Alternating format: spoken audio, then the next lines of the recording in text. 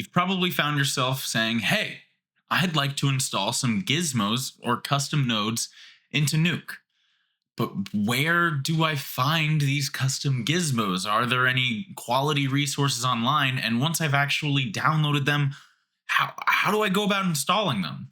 Well, it's actually much more simple than you might think. First things first, your primary resource for actually installing these gizmos is going to be through nukepedia.com. I will have a link to the description to this website, as well as 22 of my favorite nodes that this website has to offer. You just go over to the download section, hit the gizmos tab, and you have a whole array of things to choose from. All types of gizmos you could possibly think of. Some of my favorite would be like the Magic Defocus node, DOS Grain's a great one, Pixel Fudger tool set, or even Expo Glow looks so much better just naturally out the box than Nuke's native glow. So there are a few ways to install these plugins that we're going to go over today. And I just want to kind of show you maybe some problems you might run into, as well as how to go about solving for these problems and accessing legacy nodes as well as anything else. So first and foremost, if you're going to be working with one of these tool sets, like for example, the Pixel Fudger, Keen Tools, or the Nuke Survival Toolkit, which I highly recommend you get. I also have the Rebelway toolset because I took their advanced compositing course for Nuke. I would really, you basically, you got one option, okay? So you're going to download it to the same folder that you would if it was just a regular node. But let's just start this from the beginning, right? So you've got your folder here, okay? Now, what you're looking for is going to hide from you just a shmee. It's not in your program files. It's going to be under more than likely your local disk drive. For me, that's local disk C. It kind of depends how you set up your computer, but I would say it's fair to bet if you didn't change it, it's going to be here. You're going to then go to users, click your user, and find your .nuke folder. Now here you're probably going to have an empty folder or maybe just a handful of things inside of it. This is going to be your primary place of actually dragging and dropping your gizmos. As you can see, I've got quite a few of them. I've also got a preferences file that I can use, so that way every single time I load up Nuke, it's automatically going to jump off from that preference file. That's how I can keep my color management the same, as well as maybe an aspect ratio that I'm typically working with, amongst anything else that I might want. But if we're working with, let's say, one of the Pixel Fudger 3 toolset or the Nuke Survival Toolkit, you're going to need an init.py. Basically, that's saying that it's initialized and then it's a Python script. So you're going to need to tell Nuke that when you open, initialize this script, adding in these extra nodes here. So for me, mine is going to look a little bit differently than yours, but it's super easy to set up. It's really not that complicated. You're just going to open up a notepad, and in that notepad, you just type in nuke.plugin add path. It is case sensitive, so make sure it's lowercase everywhere up until add path. Then in quotation marks and parentheses, you're going to need to type in // and then the folder in which your toolkit lives in. So here we have, let's just say, the Nuke Survival Toolkit lives within this folder. Boom, boom, boom. Everything's looking good to go. I was told that it was sensitive to using backslashes and forward slashes, which is kind of why I decided to just test it and play around, and it does not seem to make a difference. So if it is making a difference, it could be that you're on Mac and you should be doing forward slashes, and if you're on Windows, you should be doing backslashes. But ultimately, I have not seen a difference. So you can try either way. I don't know. You're going to essentially just drag them into their respected folder, add in this nuke.plugin add path, and then quotations and parentheses for where it actually lives. Just follow this directly. I'll have that in the description as well, and just replace it with whatever your specific folder is called. And if you have individual gizmos, you're going to want to just drag them and drop them into here as is. In theory, you should be able to click on this little gear icon, and you should be able to type, you should be able to click on this file icon. You should be able to go to all plugins, and you should be able to update and every single gizmo that is inside of this .nuke folder should show up as it were, right? That doesn't always seem to be the case. As you can see, I have this multi-wiper.gizmo, and if I type it in, multi-wiper, oh, it showed up. Well, this time it shows up. Sometimes it doesn't show up though, and it's pretty annoying when it doesn't show up. All right, well, as you can see, it really just depends. But if you maybe aren't getting it to show up, or you would like to access some of Nuke's legacy nodes, something that I found is I just click X on my keyboard, and then I can type in whatever that gizmo was called. I believe it is case sensitive, yes. So if I type it in exactly as it comes, boom, it's gonna come in. So just pretend that it didn't come in, and it will, as well as some of these legacy nodes. For example, one of the legacy nodes that I find myself using really often is the lens distortion node, which is a big shout out to Alfie Vaughn. If you don't know his channel, you definitely should know his channel.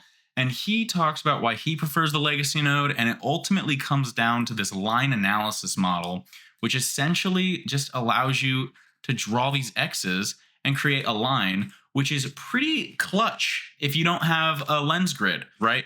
But every once in a while, you might come across someone that's offering you a solution online to a problem that you're facing. And in that solution is a hefty looking Python script. And Python scripts can be kind of intimidating, but they're really not as complicated as they may seem. So for example, here we have this fractal blur that was mentioned in a Film Riot video, and it brings you down to this article written by someone that is very talented and technically capable. And you can essentially see that it says, here's the GitHub link for the node. Just select it, copy it, and then paste it in a nuke. Thankfully, this guy tells you that that's all you have to do. But a lot of times you would be surprised into finding that people don't share that because they assume that you already know it. So you're going to use Control A to select all, Control C to copy, and you can go over your Nuke script and right in your node editor or your node graph, you can Control V and it will drop this down as its own little gizmo. And then you could save this to work inside of your own project file as its own little toolkit, right? So it's really kind of simple. And lastly, and this isn't as much a gizmo as it is a tool set. And so if you go over to his Moire pattern video, he also then links to a Gumroad page that will have this Moire pattern for download, right? So you download the Moire pattern, and just to keep consistent, you throw it into your .nuke folder. Here I have mine at the bottom, and you're like, okay, well, it's a .nuke file. Like, what am I supposed to do with that? You right click, and you right click, and you go insert comp nodes, and then you just browse over to your .nuke folder. Now, I don't think that the .nuke folder actually shows up, so it doesn't. So you kind of just have to know that it exists, and you type in .nuke, and then there it goes, it shows up. And you can select on this Moire pattern .nuke, and you can open it, and now you've got the tool set inside of your Nuke script that will provide you with what was expected, this Moire pattern. Great for screen replacements and TVs and things. That's really about all you need to know to get some of these tool sets and custom gizmos inside of your Nuke script. I'm going to leave a link to my favorites down below, but just to kind of briefly run through them, I'm not going to explain too much what they do because I feel like it'll just be a long video. We have DOS grain, which is great for when you have a denoised plate, your plate with grain, and then your comp. You're going to want to use DOS grain to basically apply your grain from your original plate over top of your comp that has no grain. In order to use this tool inside of Nuke Indie, you're going to need the DOS grain Indie helper as well. Nuke Survival Toolkit is one of my favorites. There's so much to be done with it. I'm constantly finding new things that I didn't know I needed until I need them. And it actually does include, I think it includes DOS grain, does it not? It does. Yeah, I don't know. It has a bunch of cool effects though. So just look into it and you're probably going to find a bunch of things you didn't know you needed until you realize, wow, I really needed these.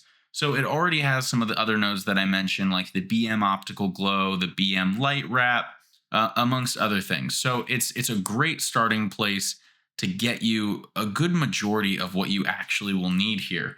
Pixel Fudger 3 is also great. They have, I mean, again, I could talk about what exactly is going on inside these tools for quite some time, but chroma blur, defocus, especially their Z defocus or deep defocus. The eye distort node that they have is super handy. Um, what else do we have? PXF erode, PXF grain, kill spill, just anything and everything under the sun. You would be surprised how much value is actually sitting just inside of that Pixel Fudger toolkit and within that Nuke Survival toolkit. Now, all of the nodes that are provided within the Rebel Way course, they're all free. So you can access them on Nukepedia. If you look through this list and you see something that maybe you're interested in, go crazy and download it. Some of my favorites include the Advanced Grain, Black's Match, Camera Shake, D-Spill, Optical Glow, which are also included in the Nuke Survival Toolkit, as well as DOS Grain, Expo Glow, Directional Blur, D-Spill Madness, FXT Chromatic Aberration, Heat Wave, High Pass, Eye Blur, Magic Defocused, Noise Advanced, which is just a better noise map, but it just looks a little bit more complex and it has some extra parameters to mess around with. Optical Z defocus, and I believe that's really the primary ones that I actually find myself using most frequently. So definitely take a look. I'm gonna have them linked in the description below to each of their respective Nukepedia links, just so you can download them from a nice and reputable source. I'll also link that Compositing Academy video where you can download the Moire pattern, and the Filmright video where you can get the fractal blur for your masks to make more of an organic edge when trying to blend different textures that are, just really organic in edges. Now, if you want to get crazy fancy dancy schmancy, and I'm assuming you don't already have one, you can create your own little workspace here. You can also create your own tool sets. It's not too complicated. You just when you right click on your node graph with all of your nodes selected, you then go down to the tool sets tab, which is a little bit past halfway from the top. You click on create, you title your tool set whatever you would like to title it, grade and blur. And now you can type in grade and blur, and it's going to automatically drop that down for you. So when you start noticing that your script is getting really, really heavy and bogged down, and you're thinking to yourself, like, I only dropped one node, it's actually because this one node has quite a bit of information happening in it. For example, we already have 141 nodes just off of these two nodes here. We have a viewer and we have the chromatic aberration, but in reality, there is so much happening that is far more than meets the eye. So be mindful of how you use these things. You can quickly get your script to get bogged down. But if you would like to create your own workflow so that way maybe you have a setup similar to this, or maybe you're working with two monitors like I am, and you would like it to be just unique and special to your specific workflow. I mean, first and foremost, I'm just going to start off with the compositing workspace just to give me what I'm looking for to start out with, right? Okay, so let's just say I wanna move this viewer over there, right? Well, we can drag that viewer over. We can separate out this panel maybe perhaps.